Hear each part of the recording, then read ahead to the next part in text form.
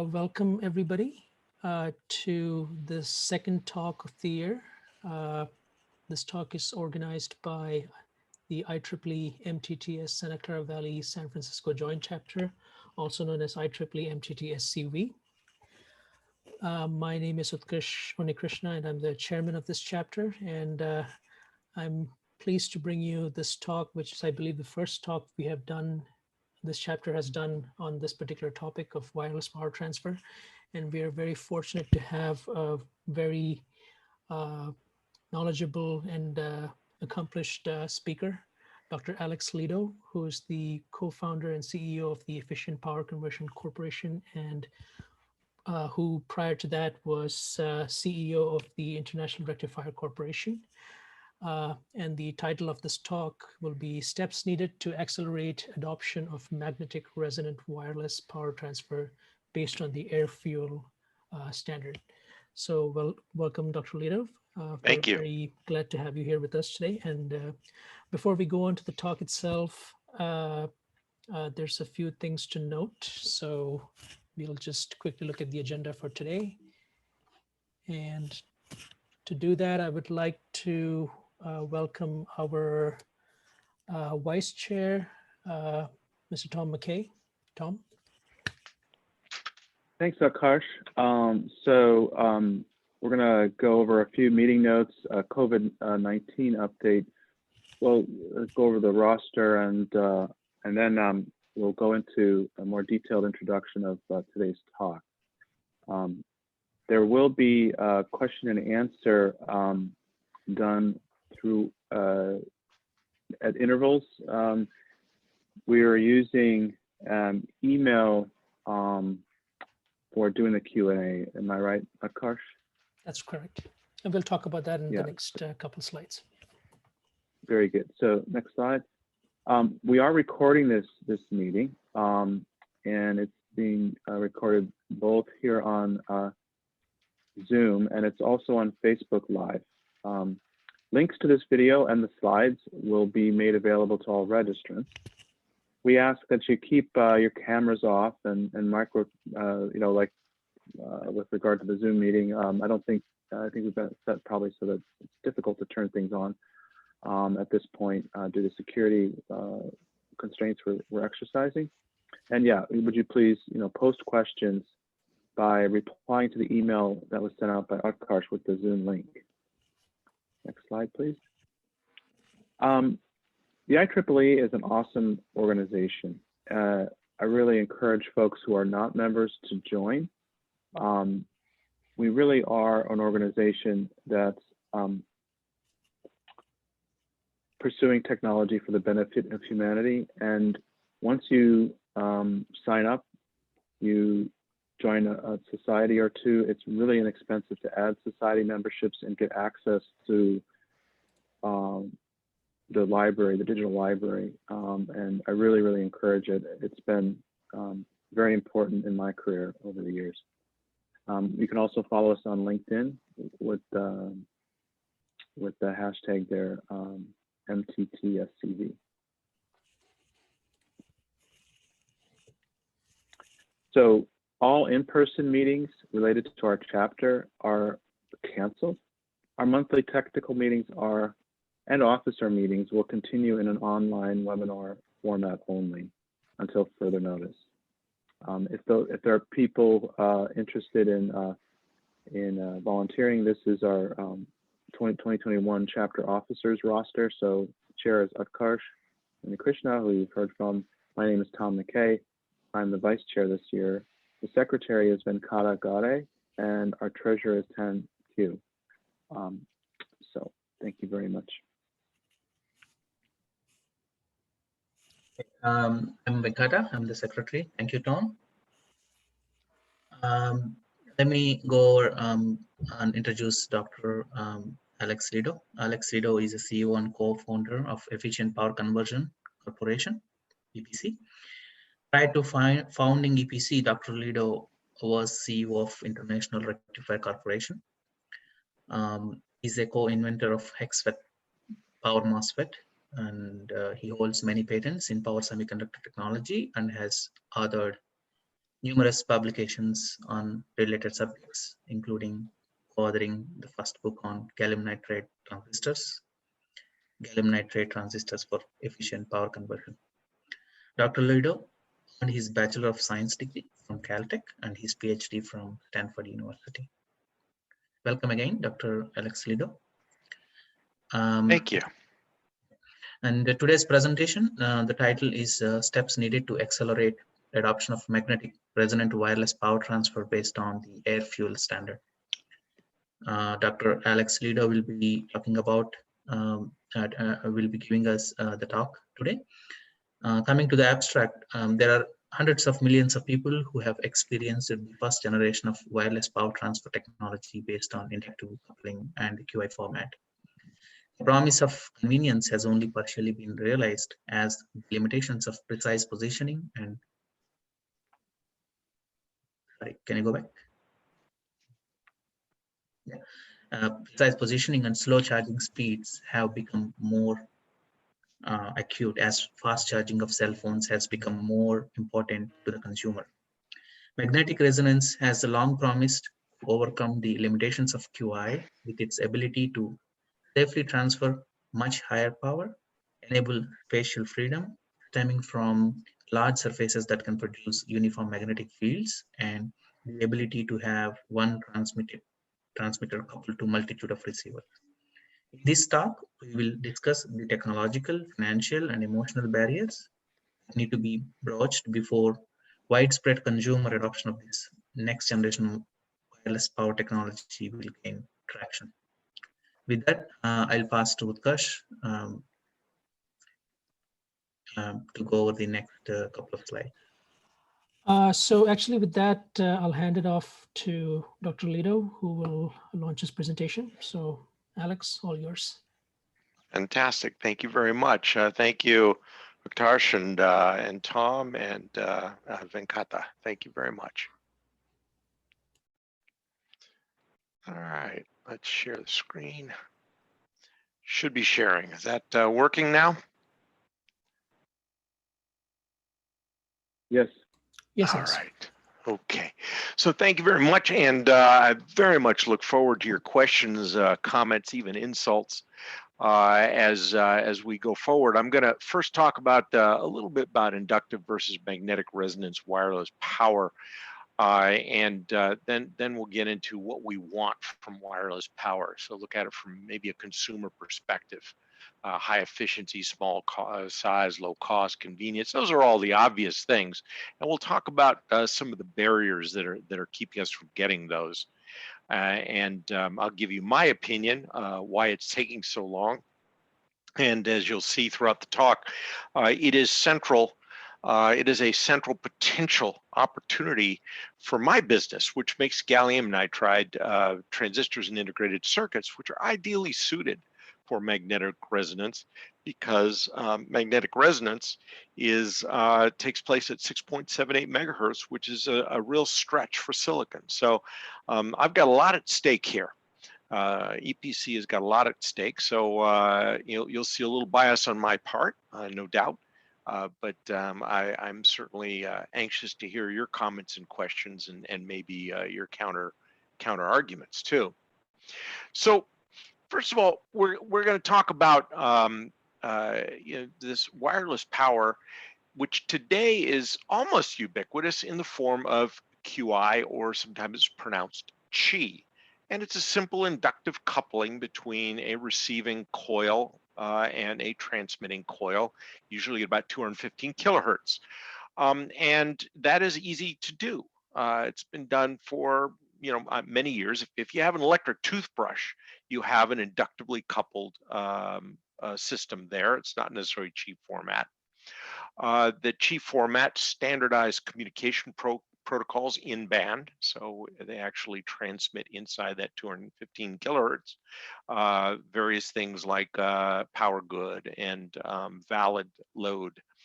Now, Apple adopted the Qi format for their phones, as did Samsung, and it became just everywhere at that point, because those phones are sold in the hundreds of millions per year.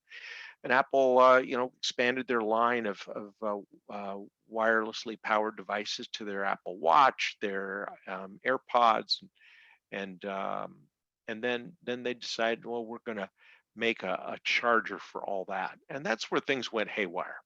The upper left, you see this idea that Apple had, and they actually launched the product called AirPower of one to many. Let's actually charge all our things on one pad. And it was the first time in Apple's history that they actually technologically failed to make a device that they had launched. And they withdrew it, and it isn't there.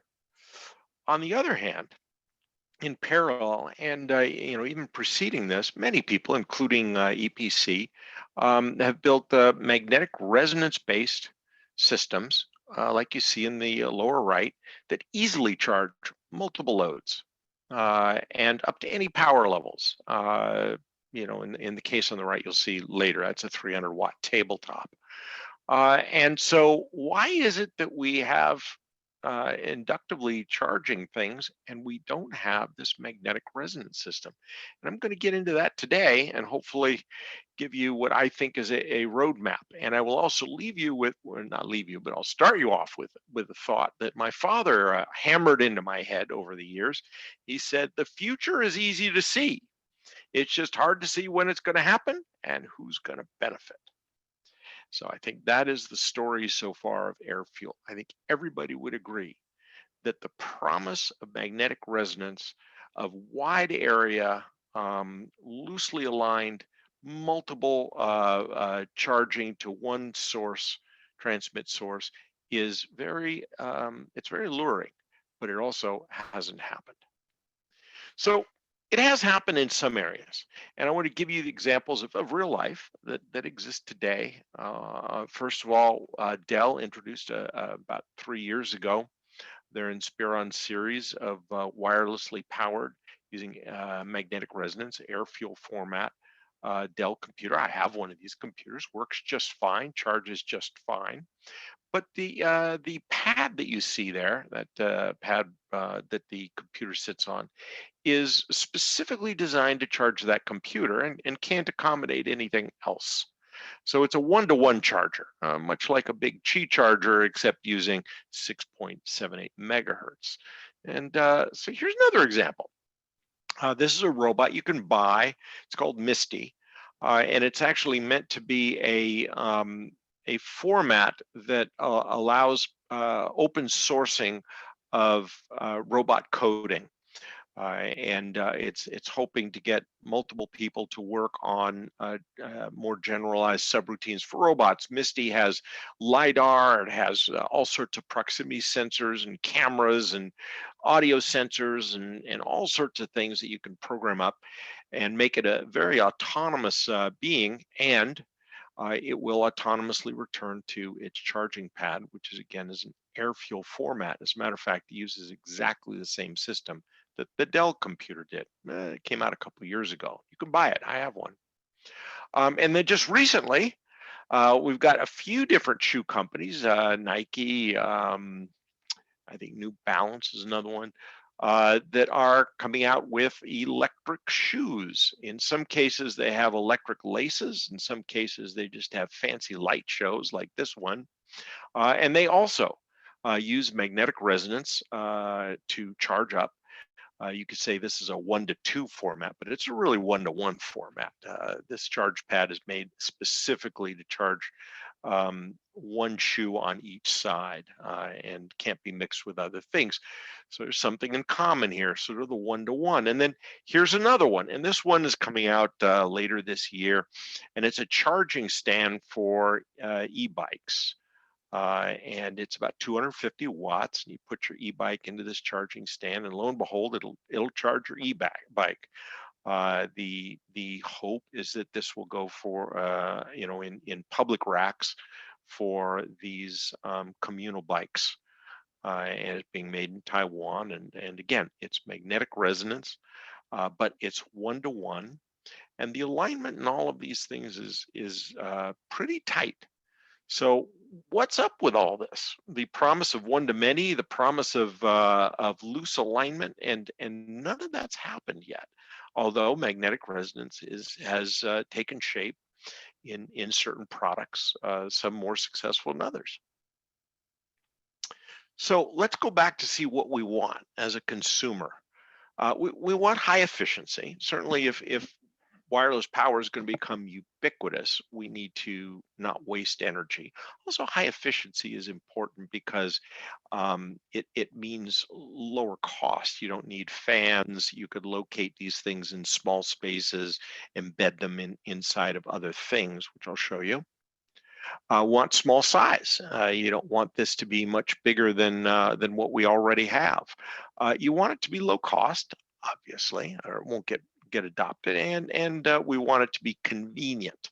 And convenience is different things to different people, but I will define convenient as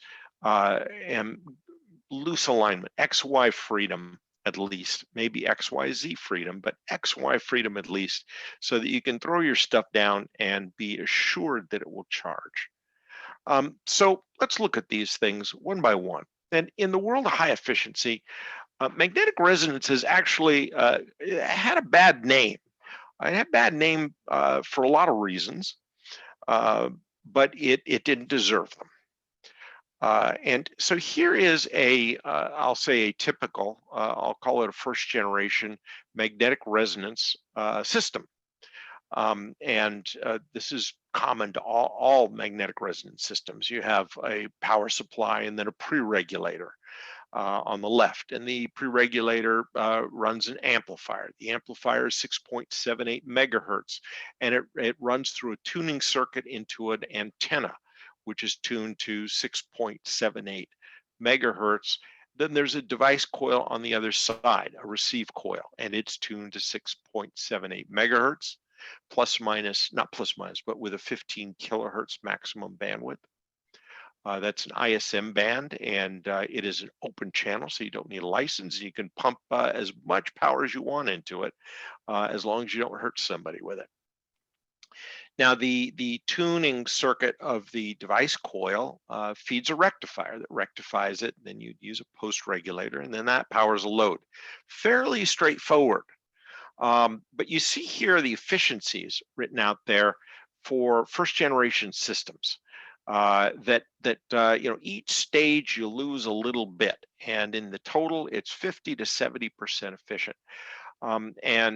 I will say that 70% was ideal, and that occurs when you have a one-to-one relationship with tight alignment. And 50% is when it's not perfectly ideal, and it can even be worse than 50%, but not too many people consider that a valid solution. However, one of the problems was that all of this was occurring in the silicon world, and along came gallium nitride. And of course, I'm biased because I make gallium nitride, but this is really one of those things that gallium nitride makes more likely. It's not enabling, but it makes it more likely. And each and every stage can be made far more efficient with gallium nitride. And I show you these numbers, and these numbers are achieved. And so you can really achieve these things. You'll notice that the coupling of the two coils is 85 to 95%. That's the same, has nothing to do with gallium nitride. But the amplifier running at 6.78 megahertz, far more efficient with gallium nitride, because silicon has struggled there. Same with the rectifier on the other side. And the pre and post regulators, well, it's well known that gallium nitride is a far more efficient semiconductor for DC to DC conversion, and these are examples of that. So overall, you can get the system efficiency now, instead of that 49 to 70%, to 62 to 81%. Okay, and the 62% again is for this arbitrary case where you have one to many, and the many are not perfectly defined. And 81% is if you really tune it up in a one-to-one situation, like, for example, that e-bike or that Misty robot or the computer. You can get 81% efficient with that. And these are all the stages. And you can even improve on this a little bit, but this is kind of where it goes. And that's just as efficient. That 81% is just as efficient as any other system that you have that's wireless, so Qi or any other system. So, great, you can get the same efficiencies. Now, I'm just going to make a quick advertisement here for gallium nitride. Why is it so efficient? And here is why. If you're running a Class E amplifier, that's one of the formats. This is true for all formats. And what I'm showing you here is the figure of merit that tells you how good a transistor will be, how efficient. And that's that second line. It's on resistance times a series of charges, output and gate charges. And you can see that silicon, even the best silicon, is running in the 2,000 to 4,000 range of this figure of merit. But gallium nitride, particularly if you pick the right one, like this 2207, has a very, very low figure of merit, 5x lower. And that really translates into efficiency at every stage along the way. So that's why gallium nitride is in almost all of these new systems. You have gallium nitride, and it overcomes a lot of the complaints about overheating, about efficiency, but it also does a few other things that we'll talk about in a minute. Now, the other side of that is rectifier efficiency. So you have a receive antenna, and you have to receive something, and then you have to rectify it, and then you have to regulate it to feed a load. Now, today, CMOS can run at gigahertz. We all know that, and you can have a synchronous rectifier in CMOS. They have them for these Qi systems in Samsung phones and Apple phones. They're made out of CMOS, and they are synchronous rectifiers, and they can handle power levels up to only about 13 watts. And the reason for that is that CMOS is limited to just 3.3 volts, maybe 5, maybe 6, but really 3.3, and you just can't get more than 13 watts power through that antenna without going over that voltage. So rectifiers, and I'm talking at 6.78 megahertz. That's not true at Qi levels. But so CMOS is good up to about 13 watts. And beyond that, you have to use diode rectifiers if you're using silicon. So I'll call that non-CMOS solution. However, silicon diodes are extremely inefficient at 6.78 megahertz. Plus, as you go to higher power levels, your voltage requirements go up. Silicon diodes, really you need a Schottky diode at 6.78 megahertz, and those are limited to about maybe 100 volts at maximum. And so that limits also your power levels, but they're also not very efficient, even though they're Schottky diodes. But you can go with GaN synchronous rectifiers, and they can be 90 some odd % efficient, and they can go to much higher voltages. I mean 200, 300, 400 volts. So you can increase not just efficiency further, because going to higher voltages is more efficient, but also you can get much higher power levels. And you'll see some examples at much higher power levels in a minute. So synchronous rectifiers made with GaN, they improve efficiency. They extend your voltage capability, which means you can go to higher efficiency antennas as well as higher power levels. And they can be monolithically integrated. And this is a key thing about gallium nitride. It's not true in silicon, is you can actually monolithically integrate power devices in gallium nitride, along with logic and along with analog. And we do that. We do that all day long at EPC, and I'll show you some of that. But these are two of the synchronous rectifier circuits that are commonly used on higher power receivers. When I say higher power, anything over about 15 watts uses these types of receivers, rectifier receivers, in magnetic resonance at 6.78 megahertz. One's a differential mode class E, another one's a current mode class D. I circled the power FETs, and we actually integrate those into a single device, single integrated circuit. In some cases, we actually add control and drivers on them, and all sorts of other functionality. So that's really good in that you can get something tiny, you can get it integrated, saves time, saves energy, and if you're putting it in a phone, saves a lot of space. Here's just an image of that. On the right is a traditional diode rectifier stack. I put red rectangles around it, and there you can see that same functionality. In this case, a 2-chip solution from us. The tiny little chips. These are pretty much to scale, But the GaN solution is not only, in this case, you can see the efficiencies, 30% less losses, but it's about half to a third the size. So, you know, it's really what you need to squeeze into a cell phone. By the way, these efficiencies that you see are from the, they're including the amplifier on the transmit side, and they go all the way through the antennas to the output of the rectifier. And so you can see there with a Class E receiver that that entire system, with the best amplifiers on the transmit side, is now running at about 86.5%. On top of that, you have to add the pre-regulator and the post-regulator, which gets it down to 81%, but far lower losses than a silicon solution at this point. And by the way, look at the horizontal axis. That's output power all the way up to 35 watts. And again, we go way up beyond that. So I showed you this earlier, and you know, the efficiency that you can get from new generation devices is between 62 and 81%.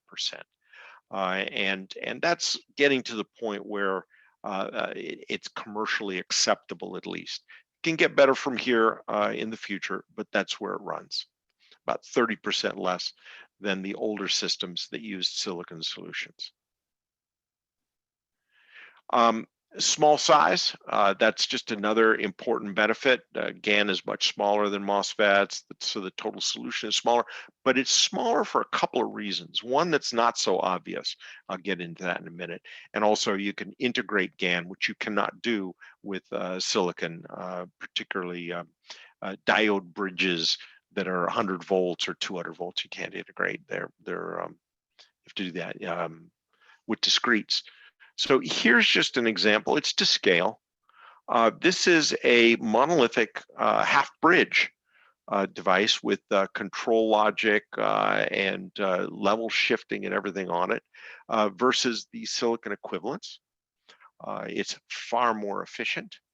And obviously it takes a lot less space, and it costs a lot less than the silicon equivalents to do the same amount of work. This is 500 watts, actually. This can do 500 watts, this little chip, which is 10 square millimeters, by the way, in actual size. Now, another thing that we didn't talk about is if you want to do magnetic resonance, and if you want to give the consumer some XY freedom, or if you want to do one-to-many, what you have to do is to have antennas that can be retuned as the load shifts. So it's really easy to get a one-to-one relationship where you have the physical distance and alignment absolutely set. But if you have misalignment, or if you have multiple loads coming in and out, what happens is the antennas, the load on the antenna shifts both in its resistance and in its phase, or its imaginary component of impedance. And so what people in first generation products had to do was put adaptive tuning circuits, and this is showing you one. And as this system would go out of tune, what would happen is the silicon MOSFETs would either have to go into hard switching, or they would go into diode conduction, depending on whether it went inductive or capacitive. If it went capacitive, they went into hard switching. If they became inductive, they went into diode conduction. And what that means for a power MOSFET is if it goes into hard switching at 6.78 megahertz, it basically blows up. Also, if it goes into diode conduction at 6.78 megahertz, it blows up. So the MOSFETs that are powering your power amplifier have to be in tune, and that means you need an active adaptive tuning circuit. This is an example of one that actually constantly modulates the impedance of the antenna so that the driver and amplifier can stay in tune. But you don't need that with GaN. So you get rid of all of that complexity and, by the way, EMI and other problems as well, because gallium nitride devices can hard switch at 6.78 megahertz, and they have no diode conduction. So you can actually run your antennas out of tune virtually forever, but then you can use other slower adaptive methods that are nowhere near as complex to get it back into tune. So you save a lot of size, you save a lot of cost by going to new generation power devices, which again can be integrated. Low cost. Let's talk a little bit about low cost. And gallium nitride has higher power capability, has a wider load range, and most people don't realize that, but it now has achieved equivalence in pricing with power MOSFETs across virtually the whole spectrum with new generation GaN devices. So here's actually a recent pricing comparison that comes out of Asia. And it compares 200 volt parts at the top and 100 volt parts at the bottom. And the green ones are the GaN devices. And you can see that in high volume pricing, they're priced right in the middle of MOSFETs. Not more expensive, not the cheapest. And this I'll say this is only a couple of years since this has happened. So this really crossed a new threshold for cost competitiveness in these new generation systems that use new generation devices to achieve much higher performance. But there are other cost factors, and these other cost factors are even more dominant than gallium nitride. One is today there's no good reference design for AirFuel. There are a lot of people who have done one-to-one designs, and there are a lot of people who have said they have reference designs, but they don't work under, they're not robust under general conditions, so they blow up. So that's one key thing is why can't we get a good reference design? And it's a little bit of a chicken and the egg. And having a good reference design will encourage more transmitter offerings in advance of widespread receiver availability. And here we get into the business case. If you think about where magnetic resonance will be placed in systems, it'll be in desks where it can, you can put a transmitter and transmit to several items. It'll be maybe in counters at restaurants. Maybe it'll be in your seat in an airplane, or maybe it'll be in your car in the center console. In all of those cases, the customer for the magnetic resonance transmitter is not an electrical engineering savvy person. It's IKEA or Herman Miller, and these people do not want to get PhDs in antenna design. What they want is to take a good reference design and glue it into their system and have it work, and then go send it out to Flextronics and have them build it. So until we have this good reference design, we're going to have custom solutions that deal with one-off examples like MISTI or the bicycle. Now, there are many of these being worked on, but there hasn't been one yet. There's a need for a volume driver, and a volume driver will certainly lower costs, and it will lead to more receiver applications. Good examples of potential volume drivers are, tablets and phones and notebook computers, and possibly this e-bike. Because the minute you get from thousands to millions, your costs go down an order of magnitude. Another cost factor is you need integration. You need really a two-chip transmitter amplifier, one with silicon control chip and communication chip for Bluetooth communication, and another one that just does the power amplifier and tuning functions. And having a two-chip solution will follow once you get a volume driver, because obviously integration is expensive and requires volume to justify. Alex, is this a good point to take a few questions? Yeah, sure. Let's take some questions and then we'll get into convenience. Perfect. Tom, I think we have a few questions. Go right ahead.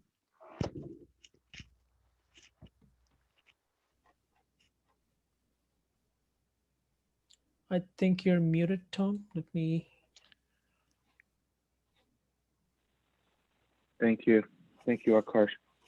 So, Alex, I'm a 3.5 guy from early days, and I understand, wide bandgap semiconductors have a fundamental advantage, and so I applaud you for, EPC going after the power management market with GaN. I visited your website while you were talking and other things. I'm a little perplexed, however. I'm not a power management guy, so if I'm speaking out of turn, please correct me. But I work for Global Foundries, and so I was just poking around on the public links, and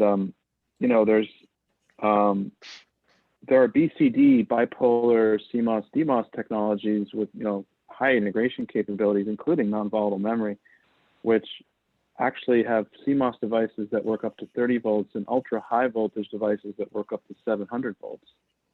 And right. There are versions of, so my question is, what's better about, I guess I guess you're talking about an integrated circuit GaN solution over some of these BCD technologies that have been offered. Sure. So, things like 700 volts, and I used to build those things at International Rectifier, but the compromise in performance is very high. With GaN, you build 100-volt devices that are, in essence, 2 orders of magnitude higher performance than 100-volt discrete transistors. And we can build on the same 100-volt device. First of all, we can make multiple power devices, but then we can also put, in essence, NMOS logic that is more efficient than any NMOS logic that you can get anywhere else. And same with analog functions. So one of the things that you have with CMOS is the minute you go to voltages that are higher than a few volts, you tremendously compromise the performance. With GaN, you don't have that problem. So you get very, very high performance and high power, at the same time, and high performance analog and digital. And when you say performance, you mean speed? Speed and size. Okay. And size. Okay, sure. So I guess 2 other questions. One is sort of 3.5 related. I suppose these are MESFETs. And so you do have a conducting gate and right, a Schottky gate. And so no. I'm guessing. No. Oh, you it's don't? Not a shock. No. No, the gate is made out of magnesium doped gallium nitride. And since the magnesium is the magnesium's p-type dopant, and holes are not very mobile, so it actually looks insulating, but it acts like a p-type layer. So it's actually an insulated gate device? It actually conducts very, very slightly. So you get like a PN that diode, or I'm not. Yeah, sure. but even in the forward direction, you get microamp of leakage current. Oh, very interesting. Okay, yeah, got it. And then so that's very interesting. The other technology I've read about over the years is insulated gate bipolar, and how does that compare? Well, IGBTs, insulated gate bipolar transistors, are really kind of a merging of a MOSFET and a bipolar transistor. And if you look at the spectrum of the world of power, IGBTs are, since they have minority carrier conduction, they're pretty slow. But since they have minority carrier conduction and they're vertical devices, they have low forward drops at very high voltages. So you'll see IGBTs as at 600 volts, if you're doing a motor drive, which is a slow kind of an application, they'll use IGBTs. If you're doing an AC/DC power supply, they'll use MOSFETs.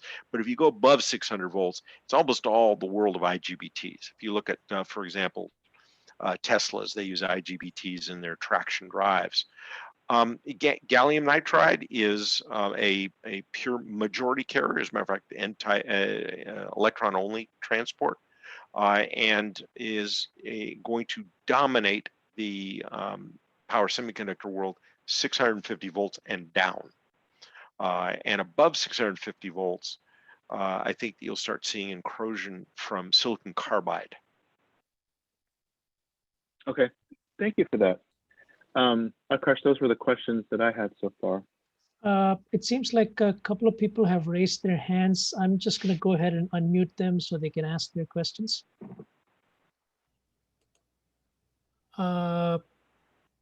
Rose time. Yeah, hi. Hi, Alex. Thank you so much for a talk. I have a question about high Q coupling. There are components mismatched when mass production, and it is not practical to adjust each receiver to keep the high Q coupling. And also the temperature and humidity may change the capacitance and the Q for its resonance. So my question is that how to detect if it is in high Q or not, and why we don't need the E-tuning when the different loads come and go. So how we can make this Q factor high in the resonance mismatch? So you're absolutely right. Now, if you look at the different choices of circuit topologies, you'll see that some are less sensitive than others to mismatches. For example, a ZVS Class D amplifier has its own resonant tank, and therefore the antenna itself is a very small part of the circuit. So it can actually power the antenna efficiently with a J range of plus minus like 75, way out in inductive and way out in capacitive. And it does it efficiently as long as you're using gallium nitride devices that are, going from hard switching to third quadrant switching. So I think a lot of that has to do with the choice of technology. Now, the effects of humidity and things like that are pretty nominal, and temperature on these antennas. What is a bigger effect is with your antenna design, your magnetic field distribution outside of the antenna area can start coupling to things like belt buckles and other metal objects that are just walking by.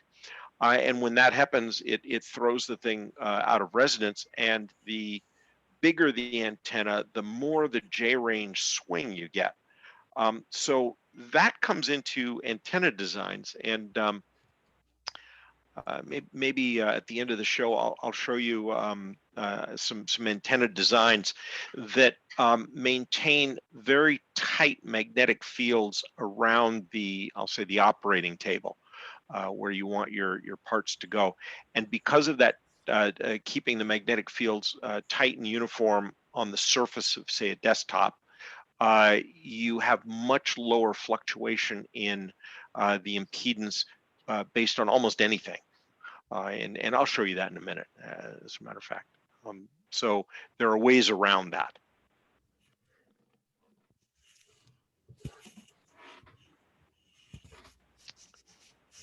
So Rose, I don't know if I addressed your question. I guess it's maybe a little vague, but I think it's amplifier selection, and it's also antenna design that allow you to have enough range to do your use case. And you need to understand your use case really well to understand what kind of impedance changes will occur to your antenna.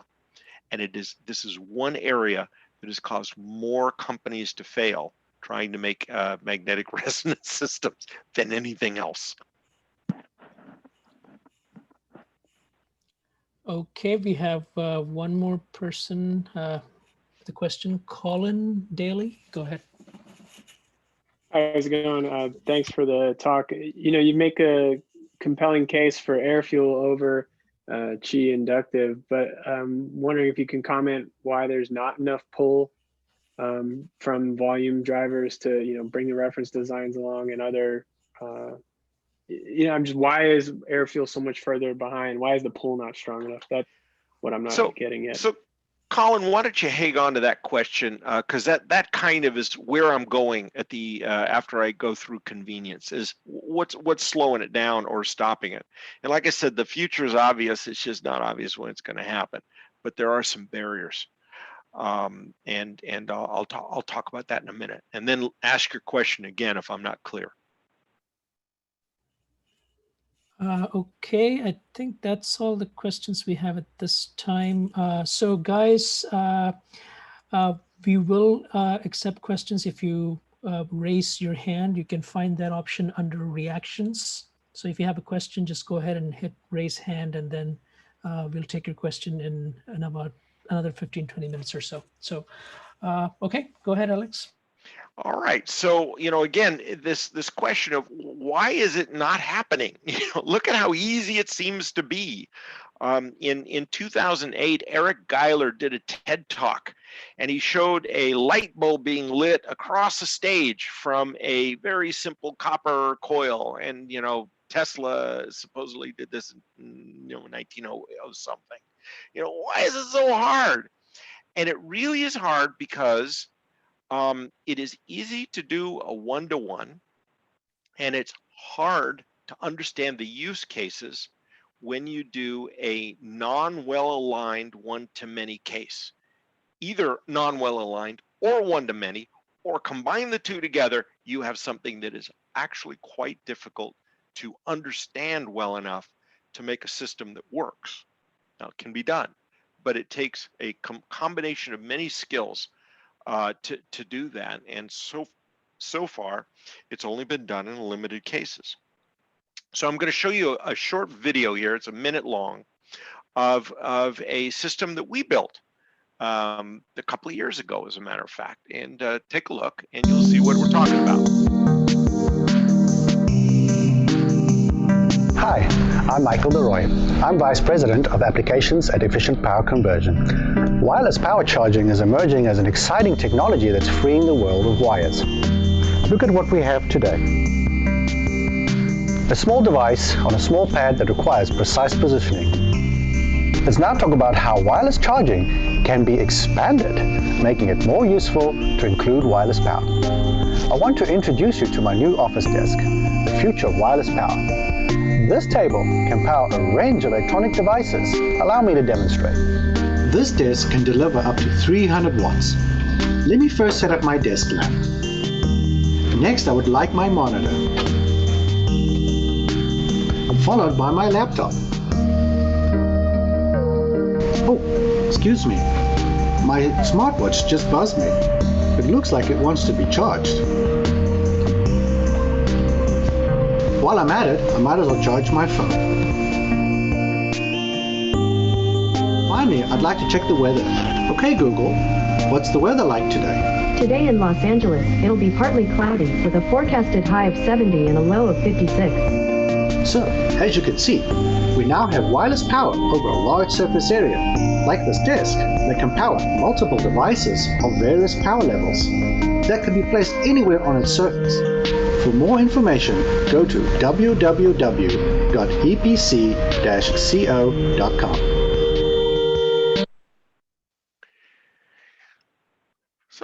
And that's actually a real case. That desk works real well. We've made about a half dozen of those and sent them around to people, sent them to furniture companies and to other companies that want to do it, and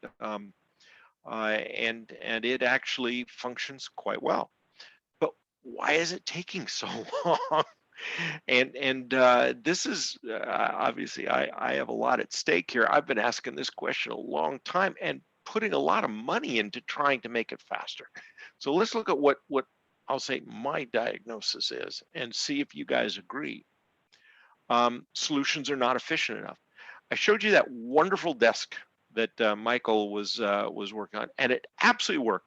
Every one of those items that you saw, we just had a very simple, low cost and receive antenna and you know, a rectifier and it was just like very, very simple, and they all worked, and they worked day in, day out. But the efficiency of that system, about 30%. Not only that, but you had to keep the whole table powered up, even if you were only charging your smartwatch, which meant the efficiency could go down to 1% in that case. And only when you're really running it at 300 watts did it get up to about 50% efficiency. We had fans running under that thing full time. So not efficient enough. We now know how to make it better, but a couple of years ago, that was the problem with that. And you know, I think that it's taken a while to figure that one out. Solutions are too large. With discrete components, it is hard to make something that is as small as those little Qi chargers that you can buy today. And with size, of course, comes you know, a lot of problems on how to locate it on a desk and stuff like that. So solutions are too big. Costs are too high. You know, today you can go on Amazon and get a Qi charger for $7.50.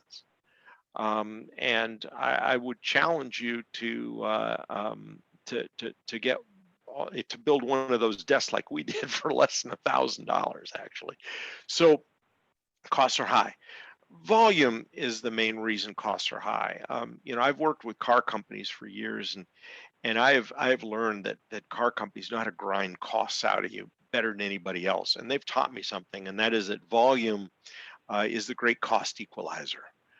So I have no doubt that costs can be made to where they're acceptable in wireless charging and power delivery using magnetic resonance, but they are too high today. So it's a chicken and the egg. And there are no good robust reference designs available. Okay, so these are some pretty bad problems. Now, the devices we make are significantly impacting all these barriers. As a matter of fact, I've spent a lot of time impacting these barriers. And I work with at least 20 companies to date on this. And we are making small incremental progress. But until we get a volume adopter, we are going to be pushing these sort of one-off applications like the shoes, and we've got a heart pump that's actually an implanted heart pump that's wirelessly powered. We've got things like that that are one-to-one, very carefully specified, and low volume, and they tolerate high cost. And they're less concerned about efficiency. And that's where we are today. None of it's fundamental. We'll find somebody that is a volume user, maybe it's e-bikes, and they will drive the cost, and then it'll hit a tipping point.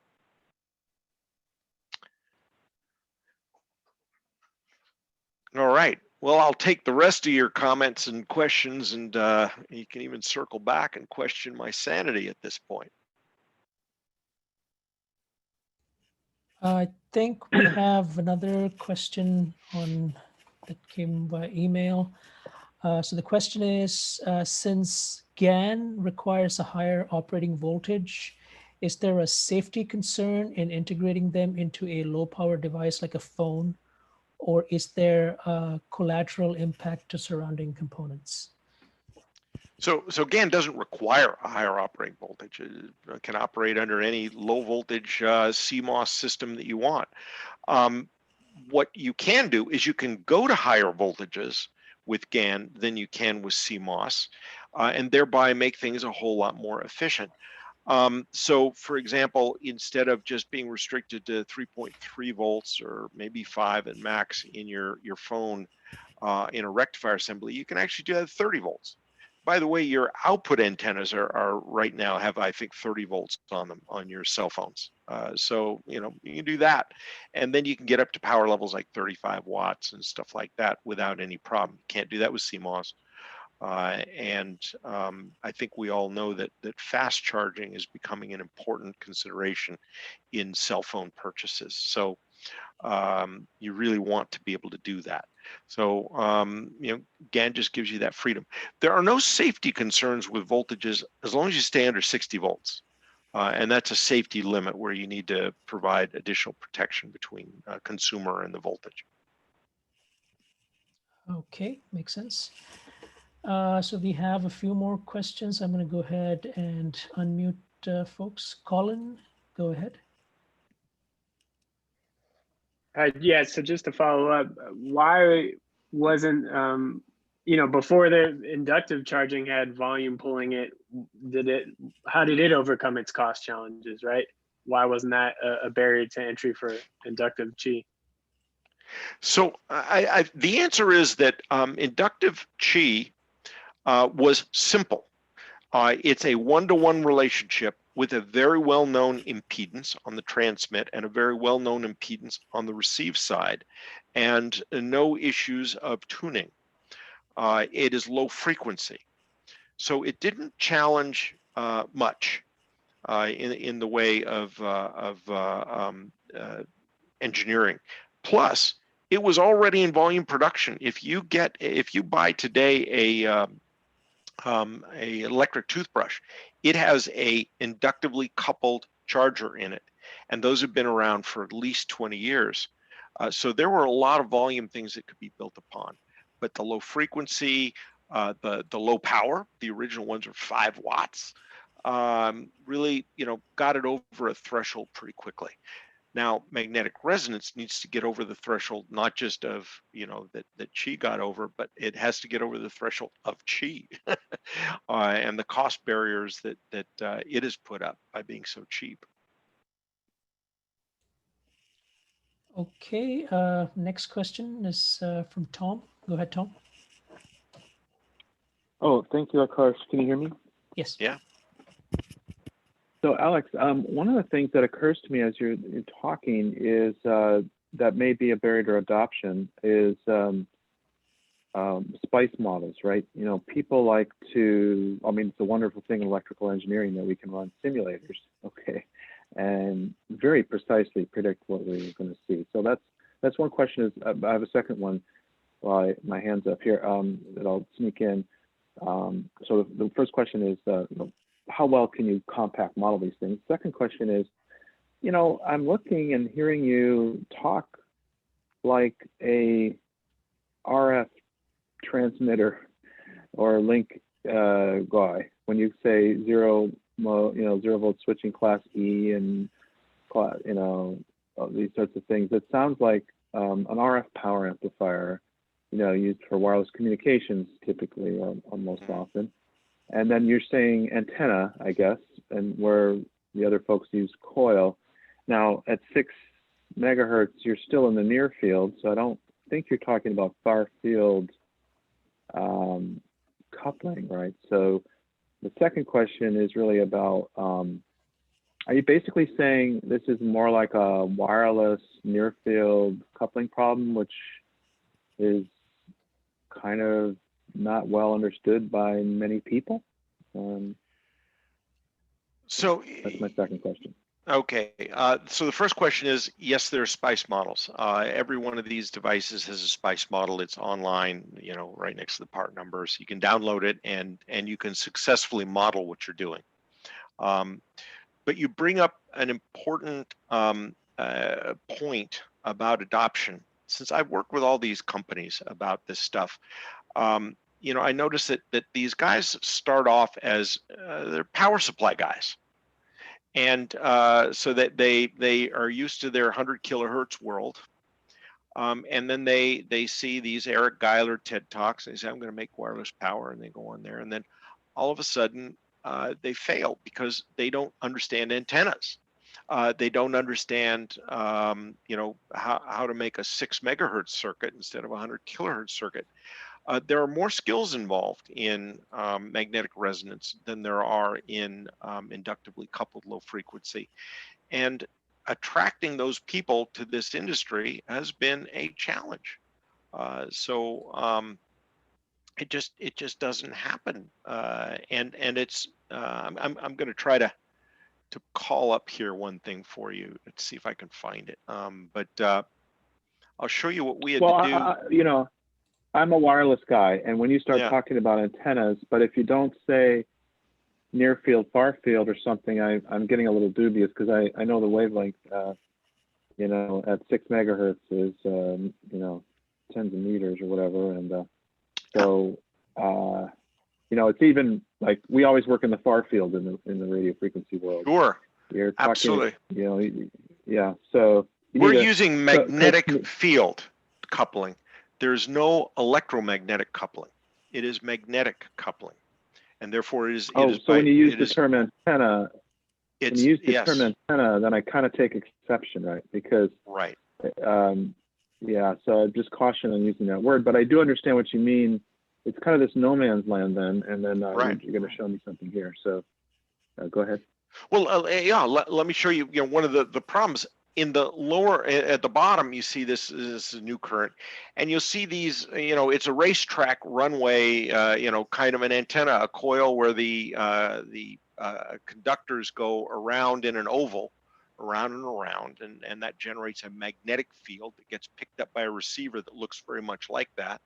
And that's the coupling that you deal with. It's not electromagnetic, it's magnetic. You can stick your hand in the middle of this thing and it does nothing. Okay, so it's very, and Right. no, we're not magnetic, so it's great. But as I mentioned before, there's this problem of antenna impedance.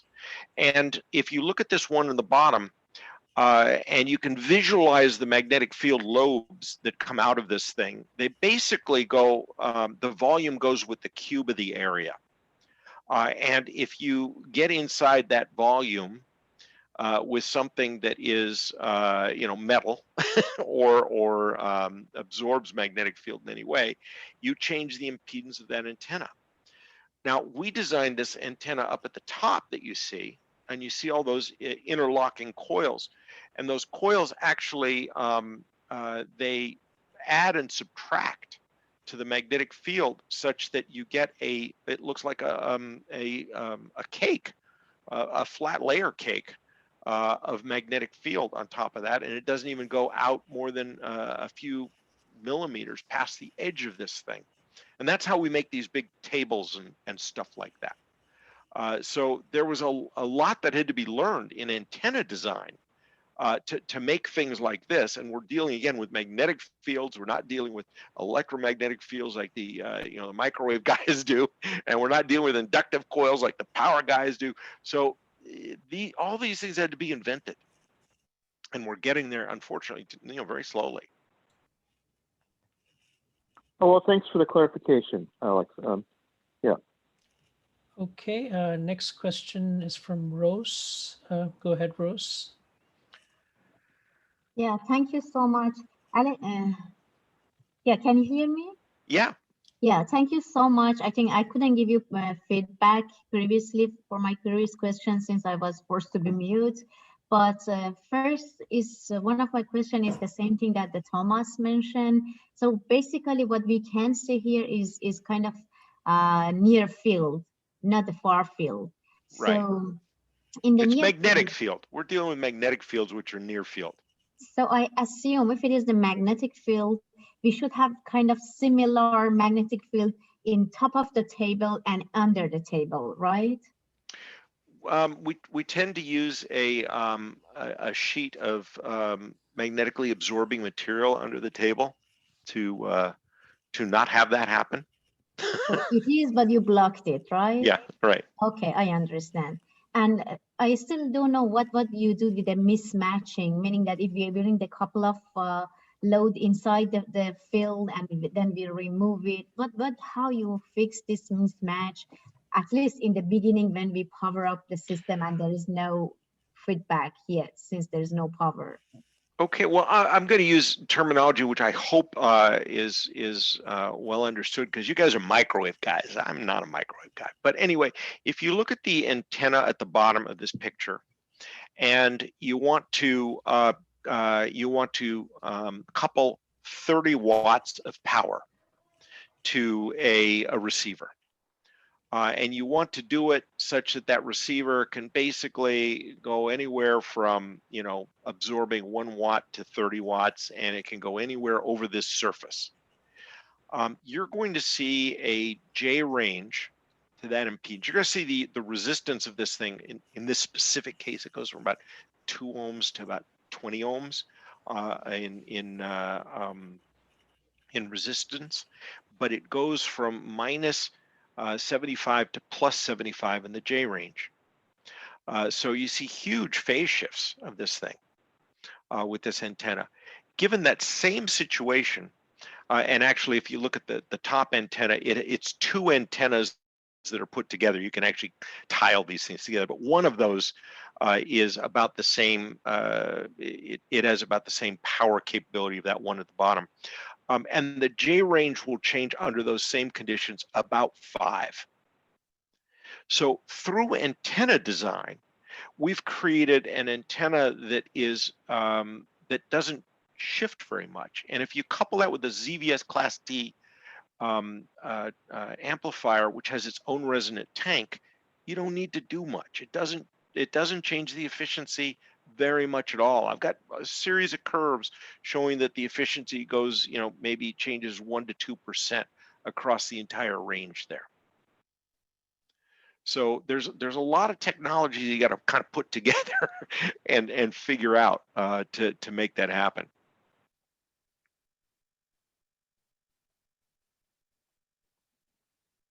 All right, I got a thumbs up from Rose. That's good.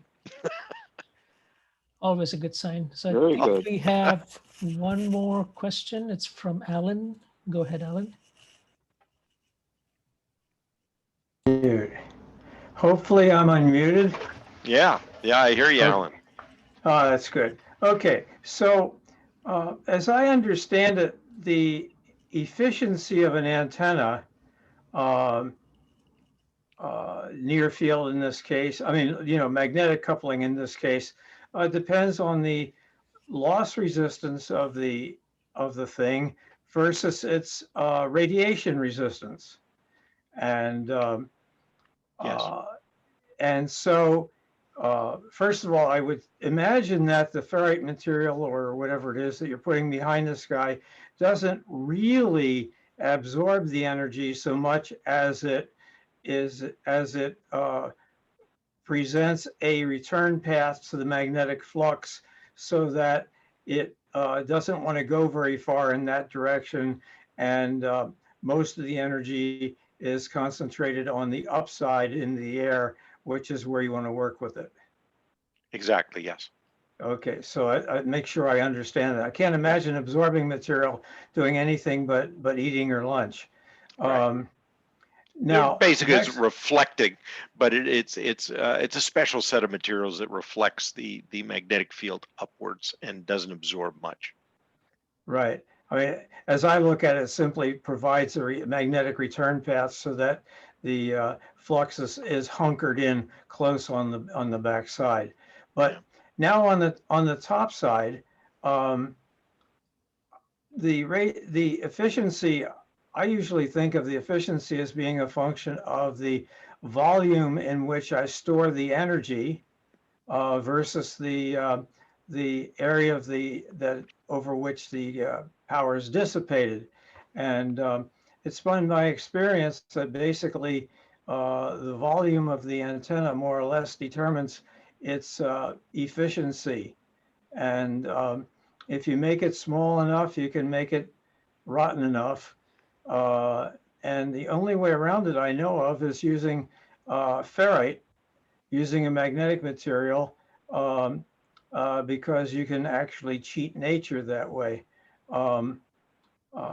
Would you care to comment? Because it looks to me like you don't have ferrite in the space above this guy. Or is it transparent ferrite and I just don't see it right now? So there are 2 things that determine the efficiency of the transmit and receive pair. You have to look at them as a pair, and that is the Q of the inductor and the K, or the coupling coefficient, of the 2 systems.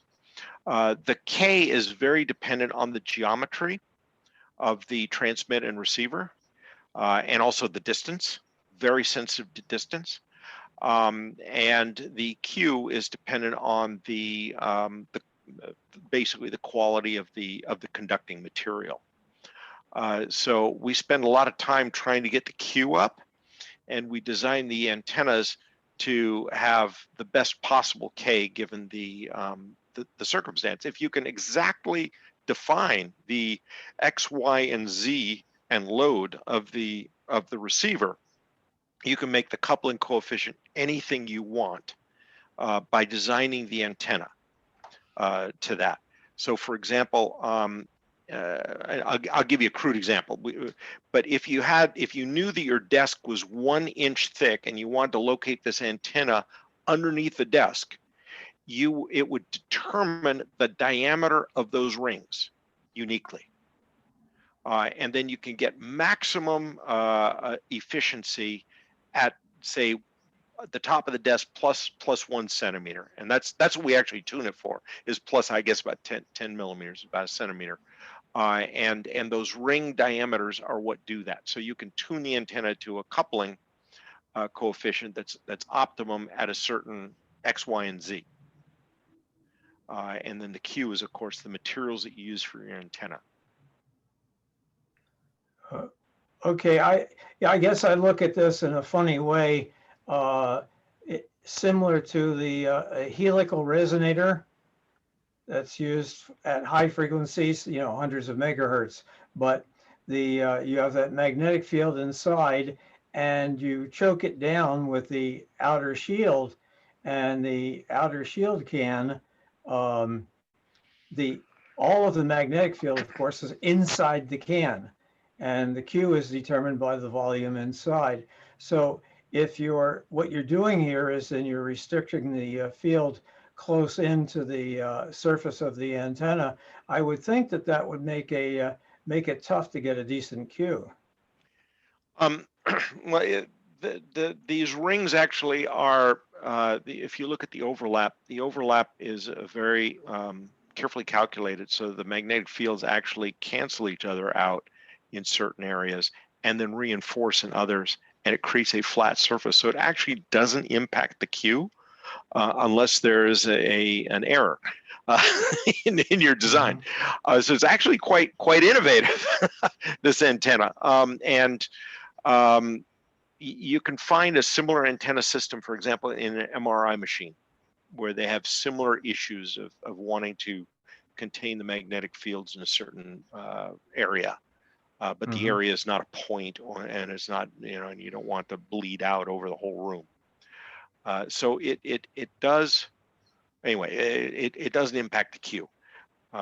It does give you a very uniform electric field across this whole surface. Okay, thanks.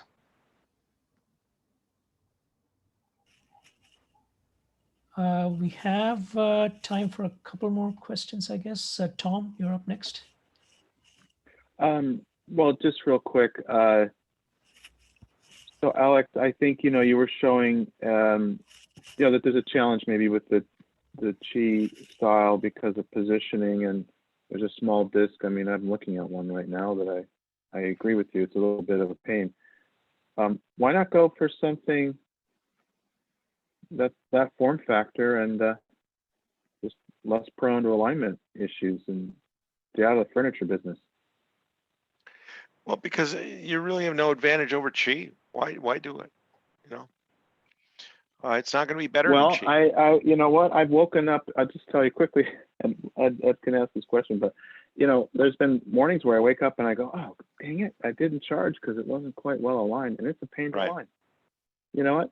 And maybe it is that, I look at our modern conveniences, and the milliseconds of improvement because of some feature on a smartphone actually add up over time.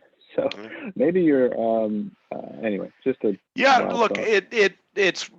I think that you have a point, particularly if you go to higher power. If fast charging, Qi is not good at that at all. So that's where there might be a one-to-one volume relationship for magnetic resonance. So it's definitely not a bad idea. It's just and also Qi is overcoming some of those things. I don't know if you saw Apple came out with these what is it called, magnetic aligners or something like that, but they've got Right. I think there's one on my phone. It doesn't work that great. The thing I was one quick question That's another follow up on problem. that. One quick follow up on that is would your plate here that you're showing work with a standard phone with that didn't take into account your approach? When you say a standard phone, if it has a receiver that's tuned to 6.78 megahertz, and we showed that in the short video, that actually had an antenna in it. But it wasn't the standard Qi charger, or no, no, it was not a standard. So you have to change both ends of the link, right? Yes, and right now we're working. I've gotten frustrated. That's a I've challenge, actually right? paid people to make a reference design that is a multi-mode, that has a Qi and this magnetic resonance all together. Do whatever you want with it. Please take this reference design and use it. Yeah, reference designs are, Anyway, I thank you very much, Alex. All right. We have time for one last question. Go ahead, Ed. So, Alex, I remember when you were growing these tiny crystals on the inside of a reaction chamber at Stanford. Oh, somebody from my past. Oh no. I was just wondering have you been working with gallium nitride ever since, and also on the devices that you're using in this application. You mentioned the low conductivity P-type or magnesium doped, I guess, gallium nitride. Is that a unique process? Yeah, so Ed, from graduate school days, I also worked in gallium arsenide back in those days, and because I thought it was the material of the future, and so I quickly went to silicon after that, and stayed in silicon until about 2002, when I learned about a Japanese group that had grown gallium nitride device grade on top of a silicon wafer, and I realized that solved a lot of the problems I'd learned about with my work in graduate school. And then I started working on gallium nitride and started my own company in 2007 just to do that, because it solves a lot of problems, including the manufacturing issue, where we build these things in a standard silicon foundry. So it's very, very straightforward. In terms of the P-GaN crystal, we did invent that, and it works very, very well. It's been widely imitated now. I think almost all the enhancement mode GaN devices you see out there use some form of that kind of P-GaN gate. Oh, very nice. Thank you. Say, Ed, this is Tom McKay. I wasn't able to find you in Eventbrite. What is it? Could you send an email or just mention your last name? I think he's been checked in, Tom. I can see him. Oh, I'm sorry. Sorry, Ed. Never mind. Yeah, we have two Eds. They've both been checked in, so we're fine. So I think those are all the questions we have. This is a very informative talk. And like I said, this is our first talk in this field. So thank you very much, Alex. I hope that all our audience members, I'm sure they did find it as exciting and informative as we did. So thank you very much. All right. Well, thank you very much. That was fun. I appreciate it very much. Good questions along the way, too. So with that, I have a couple of slides to show. And by the way, this talk was recorded, and we will be sending out links to the recorded video and the slides in the next few days. So if you registered for this talk, you're part of our mailing list, and you'll get those links, as well as the any information about future talks as well. So with that, let me share my screen for the last couple slides.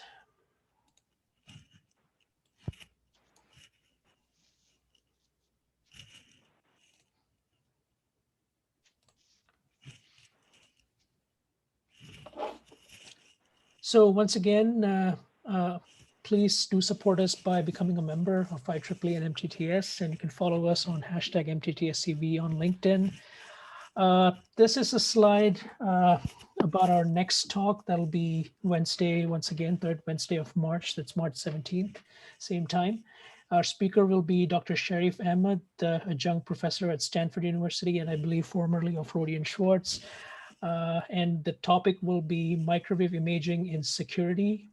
Basically, this talk will look at all the developments in microwave imaging over the last couple of decades. And we will also be highlighting the latest advances in security microwave imaging. So this should be a very interesting talk too. And once again, we'll be sending out the links, registration links for this talk in the next few days. So if you're in our mailing list, you should be getting them via email. So with that, we have come to the end of this talk. Once again, our thanks to the speaker and to everybody who attended. And we hope to see you all next time. So take care.